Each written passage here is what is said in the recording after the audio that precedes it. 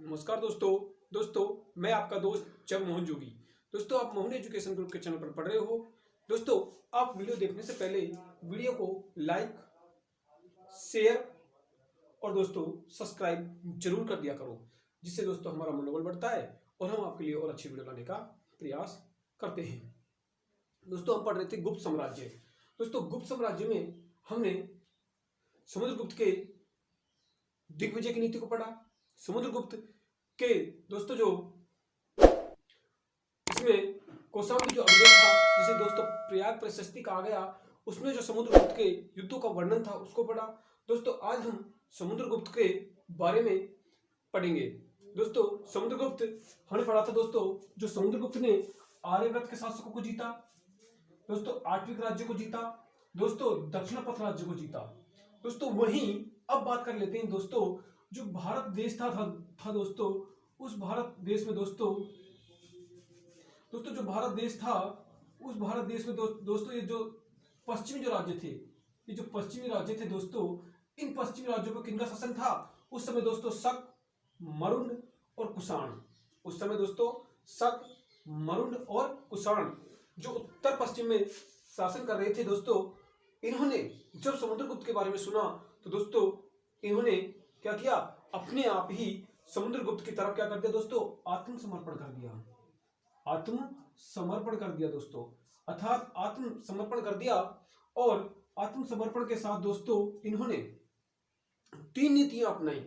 दोस्तों इन शासकों ने 3 नीतियां अपनाई। इन 3 नीतियों में दोस्तों पहली जो नीति थी वो थी दोस्तों आत्मनिवेदन की नीति। पहली नीति कौन सी थी दोस्तों? आत्मनिवेदन की नीति। दूसरी नीति जो थी दोस्तों वो थी कन्योपायन नीति। और तीसरी जो नीति थी दोस्तों वो थी गुरुमंडक की नीति।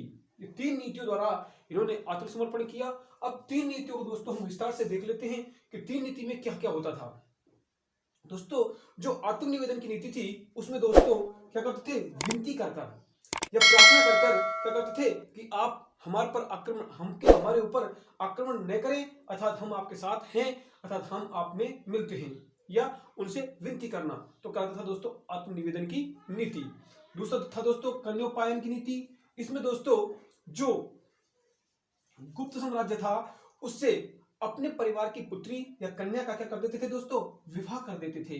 तो दोस्तों इसे बोलते थे कन्योपायन की नीति। और तीसरी जो नीति थी दोस्तों वो थी गुरुमंडक की नीति, अर्थात स्वयं दरबार में उपस्थित होना। अर्थात ये शासक क्या करते थे? स्वयं दरबार में उपस्थित होते थे और ये कहते थे कि हमें आपके क्या कर लीजिए? आपके संरक्षण प्रदान कर दीजिए, अर्थात हमें आपके दरबार में बैठने का या कुछ पद देने का क्या करिए? अधिकार दीजिए। दोस्तों ये 3 नीतियां थी, आत्मनिवेदन की नीति, कन्योपायन की नीति और गुरुमंडक की नीति। किन्होंने अपनाई दोस्तों? शक, मरुड और कुषाण, जो गुप्त साम्राज्य के अंतर्गत कहां राज्य करते थे? भारत के उत्तर पश्चिम में राज्य करते थे। तो दोस्तों ये तो थी इसकी। अब देखते हैं दोस्तों समुद्रगुप्त की उपाधि। दोस्तों समुद्रगुप्त की जो उपाधि थी, पहली जो उपाधि थी वो थी कविराज की, अर्थात समुद्रगुप्त ने कविराज की उपाधि धारण की थी। और दूसरी जो उपाधि थी दोस्तों वो थी अप्रतिरथ की उपाधि। पहली उपाधि कविराज, दूसरी अप्रतिरथ। दोस्तों समुद्रगुप्त वैष्णव धर्म का अनुयायी था, अर्थात जो समुद्रगुप्त था वो कौन सा धर्म मानने वाला था? समुद्रगुप्त वैष्णव धर्म मानने वाला था, अर्थात वैष्णव धर्म का अनुयायी था। लेकिन दोस्तों समुद्रगुप्त सभी धर्मों को क्या देता था? मान्यता देता था, अर्थात समुद्रगुप्त की नजर में सभी धर्म कैसे थे? समान थे। इसीलिए समुद्रगुप्त के दरबार में वसुबंधु बौद्ध भिक्षुक रहता था, अर्थात समुद्रगुप्त के दरबार में वसुबंधु बौद्ध भिक्षुक को संरक्षण प्राप्त था। दोस्तों कई बार ये प्रश्न पूछा गया है कि वसुबंधु बौद्ध भिक्षुक किसके दरबार में संरक्षण प्रदान करता था? दोस्तों किसके दरबार में था? समुद्रगुप्त के दरबार में था।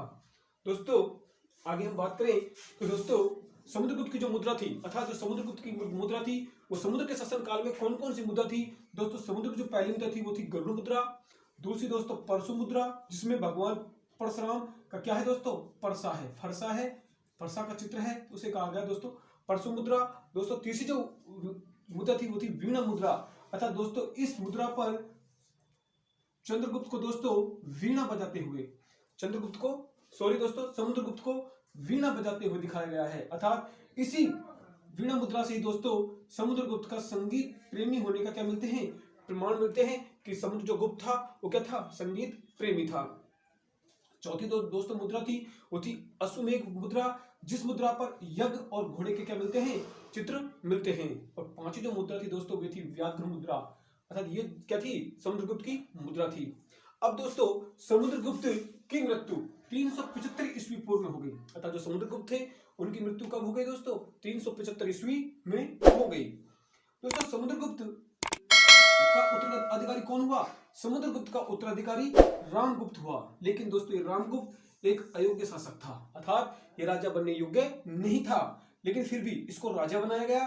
दोस्तों इसका वर्णन हमें कहाँ मिलता है, समुद्रगुप्त रामगुप्त का वर्णन दोस्तों हमें दो इतिहासकारों की रचनाओं से प्राप्त होता है। पहले थे दोस्तों गुप्त साम्राज्य में इतिहासकार गुणचंद्र, इनका जो दोस्तों नाट्य दर्पण एक पुस्तक थी उसमें हमें रामगुप्त का वर्णन मिलता है।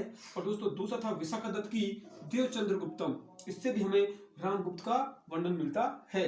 दोस्तों यहाँ इन पुस्तक के माध्यम से हमें पता लगता है कि रामगुप्त का विवाह ध्रुव देवी से हुआ था। जो रामगुप्त था दोस्तों, जो समुद्रगुप्त का उत्तराधिकारी था रामगुप्त, उसका विवाह किससे हुआ था, ध्रुव देवी से हुआ था। लेकिन दोस्तों इसी के साम्राज्य में, रामगुप्त के साम्राज्य में ही इसने क्या कर दिया, शकों ने भारत पर आक्रमण कर दिया। दोस्तों शकों के भारत आक्रमण के दौरान दोस्तों यह रामगुप्त इस शकों के आक्रमण से इतना घबरा गया कि इसने शकों को क्या कर दिया, आत्मसमर्पण कर दिया। और शक के राजा ने ध्रुव देवी को क्या की, मांग की कि हम आपके राज्य को तब छोड़ सकते हैं जब आप अपनी पत्नी ध्रुव देवी को हमें सौंप दें। दोस्तों लेकिन रामगुप्त ने इस मांग को क्या कर लिया, स्वीकार भी कर लिया, अर्थात रामगुप्त ध्रुव देवी को किसको देने तैयार हो गया, शकों को देने को तैयार हो गया। लेकिन दोस्तों इस रामगुप्त का छोटा भाई कौन था दोस्तों, चंद्रगुप्त सेकंड जो था दोस्तों, उसको ये बात अच्छी नहीं लगी और उसने किसके साथ मिलकर दोस्तों, ध्रुव देवी का वेश धारण करके ध्रुव देवी के साथ मिलकर शकों के राजा की क्या कर दी, हत्या कर दी। और दोस्तों सब शकों के राजा की हत्या हो गई तो चंद्रगुप्त सेकंड और ध्रुव देवी दोनों ने क्या कर लिया दोस्तों, विवाह कर लिया, अर्थात दोनों ने विवाह कर लिया। और गुप्त वंश का दोस्तों अगला सम्राट किसे बनाया गया, अर्थात गुप्त वंश का अगला सम्राट दोस्तों चंद्रगुप्त द्वितीय को बनाया गया। तो दोस्तों ये था समुद्रगुप्त। यदि आपको वीडियो अच्छी लगी हो तो लाइक शेयर सब्सक्राइब जरूर करें। धन्यवाद।